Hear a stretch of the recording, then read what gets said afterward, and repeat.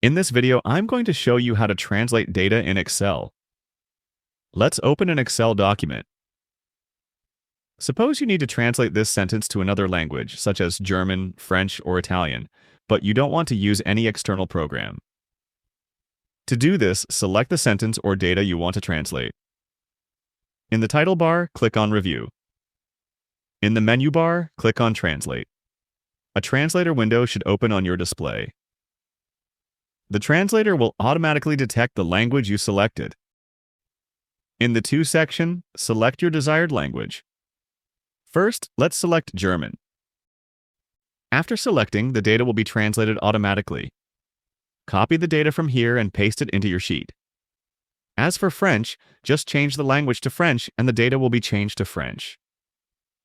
Following these steps, you can translate any data you want.